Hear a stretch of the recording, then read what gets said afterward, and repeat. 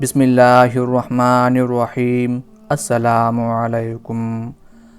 حضرت عمر رضی اللہ تعالی عنہ ایک مرتبہ چند صحابہ کرام رضی اللہ عنہم کی جماعت کے ساتھ بڑے ضروری کام سے تشریف لے جا رہے تھے کہ راستے میں ایک بڑھیا ملی جن کی کمر بھی جھک گئی تھی اور لاٹھی کے سہارے سے آہستہ آہستہ چل رہی تھی۔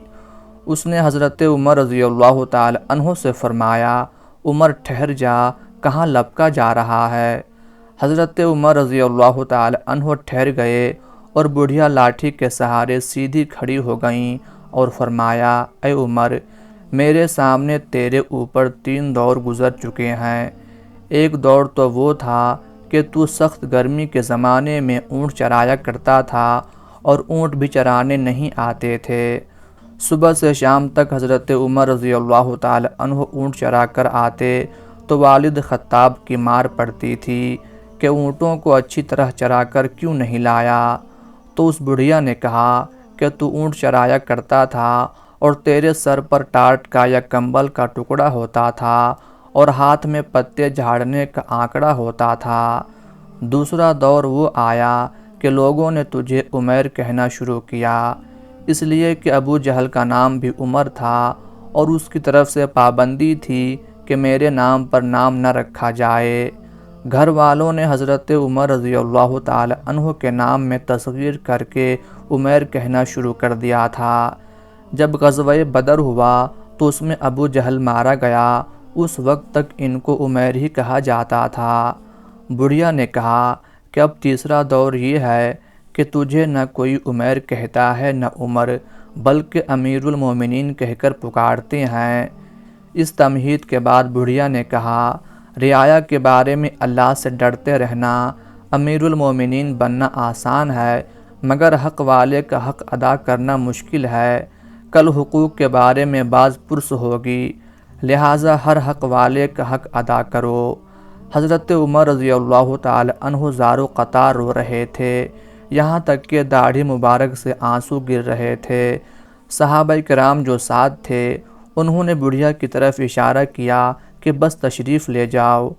حضرت عمر رضی اللہ تعالی عنہ کے رونے کی وجہ سے زبان بھی نہ اٹھ سکی، اشارے سے ہی منع فرما دیا کہ ان کو فرمانے دو جو فرما رہی ہیں۔ جب وہ چلی گئی تو صحابہ کرام رضی اللہ عنہم میں سے کسی نے پوچھا کہ یہ بڑھیا کون تھی جس نے آپ کا اتنا وقت ضائع کیا؟ حضرت عمر فاروق رضی اللہ تعالی عنہ نے فرمایا کہ اگر یہ ساری رات کھڑی رہتی تو عمر یہاں سے سرکنے والا نہیں تھا۔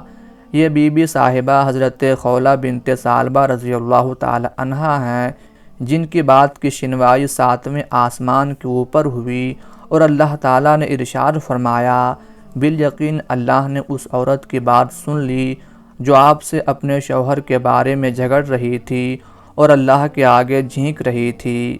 پھر فرمایا کہ عمر کی کیا مجال تھی کہ ان کی بات نہ سنے جن کی بات 7ویں آسمان کے اوپر سنی گئی۔ ایک اندھیری رات میں حضرت عمر رضی اللہ تعالی عنہ بنفس نفیس گشت پر نکلے تو ایک گھر میں انہیں چراغ کی روشنی دکھائی دی اور کچھ لوگوں کے باتیں کرنے کی آواز بھی سنائی دیں۔ آپ رضی اللہ تعالی عنہ نے تجسس کے ہاتھوں مجبور ہو کر دروازے کی جھری میں سے جھانکا تو کیا دیکھتے ہیں کہ ایک سیاہ فام غلام اپنے سامنے شراب کا برتن رکھے شراب پی رہا ہے اور اس کے ساتھ کچھ اور لوگ بھی ہیں۔ تو آپ نے دروازے سے داخل ہونا چاہا مگر دروازہ اندر سے بند تھا، تو آپ چھت پر چڑھ گئے اور ہاتھ میں درہ لیے ان لوگوں کے سر پر پہنچ گئے۔ جیسے ہی ان لوگوں کی نظر آپ پر پڑی انہوں نے دروازہ کھولا اور بھاگ کھڑے ہوئے، مگر وہ سیاہ فام غلام حضرت عمر رضی اللہ تعالی عنہ کی گرفت میں آ گیا اور کہنے لگا، اے امیر المومنین، میں نے غلطی کی ہے مگر میں اس سے توبہ کرتا ہوں، میری توبہ قبول کر لیجئے۔ تو آپ نے فرمایا، میں تمہاری غلطی پر تمہیں مارنا چاہتا ہوں۔ تو وہ سیاہ فام غلام بولا، اے امیر المومنین، اگر میں نے ایک غلطی کی ہے تو آپ نے 3 غلطیاں کی ہیں، کیونکہ اللہ تعالیٰ فرماتا ہے اور ایک دوسرے کے حال کا تجسس نہ کیا کرو، جب کہ آپ نے تجسس کیا، اور اللہ تعالیٰ فرماتا ہے گھروں میں ان کے دروازے سے آیا کرو جب کہ آپ چھت کے ذریعے اندر آئے ہیں۔